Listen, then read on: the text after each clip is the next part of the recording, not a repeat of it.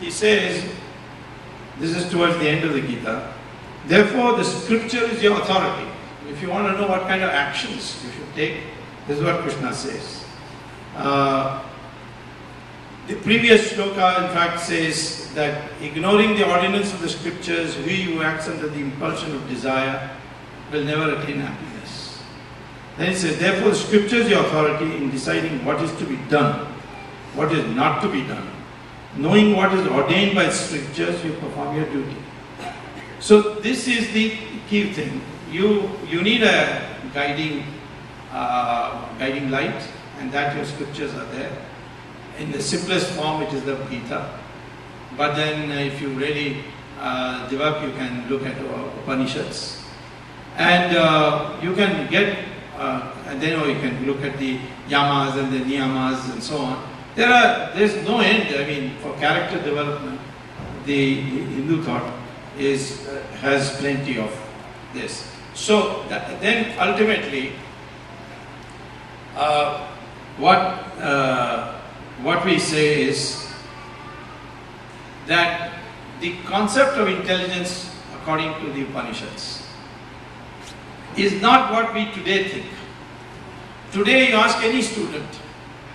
I went to the Indian Institute of Management one day to give a lecture, and I asked the class, which was a large class because all the both the 2 years of MBA were there. I asked them, why did you join the MBA course? And I asked a few people to put up their hands who wanted to answer.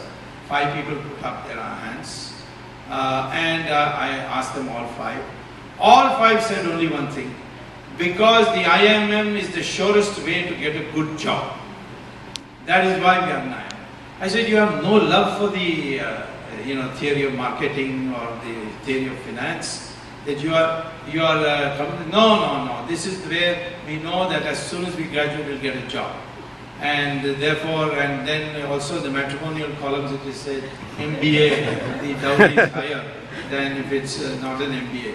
So this kind of thinking is there, and therefore they develop what is called as cognitive intelligence. Cognitive intelligence is to be able to reason in abstract, know mathematics, physics, these are all cognitive. But the Upanishads recognizes that there are other intelligences. And I was surprised to find, without quoting the Upanishads or referring to the Upanishads, Harvard Education Department has a course on intelligence, and it has literally, in my opinion, is a carbon copy of what is there in the Upanishads. And that it says is cognitive intelligence of one dimension of intelligence. There is a second dimension of intelligence, and that second dimension, which I came last time, I spoke to the students, I told them that they should develop. That is called emotional intelligence. The capacity to know how to address people to evoke a positive response. If you say you're an idiot and therefore you won't understand, you're not going to get him as your friend. So you have to address it in such a way. Of course, you can't tell everybody in soft language because some people are very dumb, they won't understand soft language. So you have to assess that. And now there's a book called by David Coleman called Emotional Intelligence. You can go to the Google and type emotional intelligence and you'll get a series of books. Then there is something called social intelligence. Social intelligence is the intelligence to do things which doesn't harm society. So this harmonization, which is always at the root of Hindu thinking, harmonization. This harmonization of social good and your personal aspirations, and that requires again intelligence. Then another dimension of intelligence, which would be the 4th dimension, which is called moral intelligence. That you should harmonize your actions for your personal advancement within the moral framework, that you do not do anything unethical. You will not deprive the society of its resources. You will not engage in corruption. These have to be inculcated. If you inculcate, the more much money you have, the more your social status.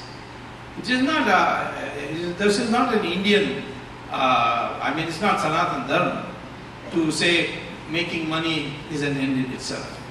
Because making money in an end in itself has already been denounced by Sanatan Dharma.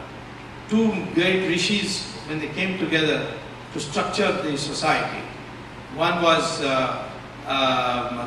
Rishi Brigu, the other was Rishi Bhagavad. They discussed among themselves how to structure society which lasts long and is stable. And Brigu then said, you see, a society can be stable only if there is a balance. And the balance can come if there are four sources of power in a society, they are separated. No one has more than one of that. So he identified knowledge, weapons, wealth and land as the sources of power.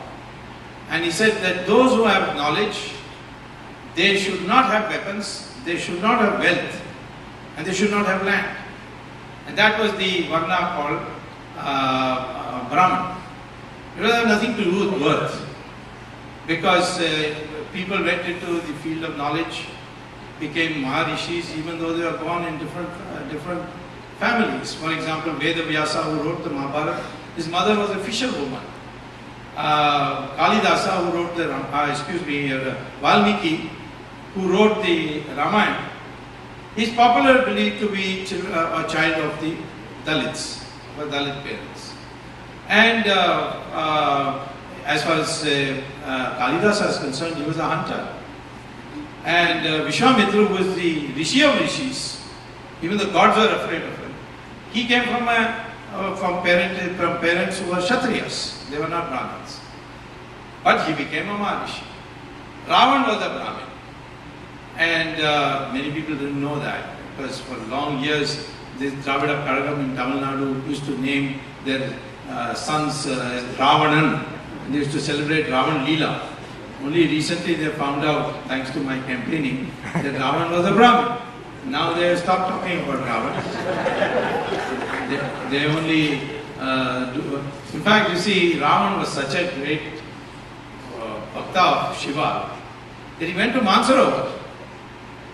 And there he did tapasya. And Shiva Bhagavan told him, I'll appear whenever you want me to appear. That he gave him. Even the nakshatras, he put them under his throne. So that kind of power he had. Samaveda he was an expert of. But he broke the law. He kidnapped somebody's wife. And he was killed by Rama, who was not a Brahmin, who was a Kshatriya. And all the Brahmins do not condemn Rama for saying you killed one of our Brahmins. They worship him because he stood for Dharma. So when I myself got the Chinese to agree to reopen Kailash and Mansarovar, the Chinese leader Deng Xiaoping told me on one condition, you will go first. And it was hellish, because you had to walk up to 18,000 feet. And I've not walked on flat land for more than 1 kilometer. And for me, suddenly, at least in those days, I did not walking practice. But I had to walk suddenly all the way up, and it took me 22 days to reach Mansarovar. And when I reached on the way to Mansarovar, I saw a huge lake. So I thought that was Mansarovar. And I went to, I told the Tibetan guy who was with me that, is this Mansarovar? He said, no, this is called Ravan Haranga. So I said, what does that mean? He said, Haranga means Sarovar in Tibetan. But Ravan is an Indian name, he said. So I said, good, let me have a sip of this water. So he said, no, if you touch this water, you will have very bad consequences. You may even die. So in a mischievous mind, I took a bottle and put some water and sent it to Karunanidhi, saying, please drink it and spare me. So I am saying that here is a man who comes from a Rakshas Jati. We have always, these Westerners don't know the distinction between Jati and Varna. Varna has nothing to do with birth. And Ravan, even though he was from a Jati of Rakshas, he acquired the status of a Brahmin. And Rama recognized that, that's why after killing him, not out of regard for Ravan, but because of the institution of Brahmins, he went and did Brahma Hatya Devan Pujas. And he did it in Rameshwaram. So, therefore, I am saying that this concept of intelligence, where this morality is a very important part, and that includes not this craze for money. And that's how Brigu stabilized our society. That people in the highest ranks of our society, they will be only people who specialize in knowledge. And you can, the third caste, third varna, you can make money, but then you must be philanthropic to earn social status.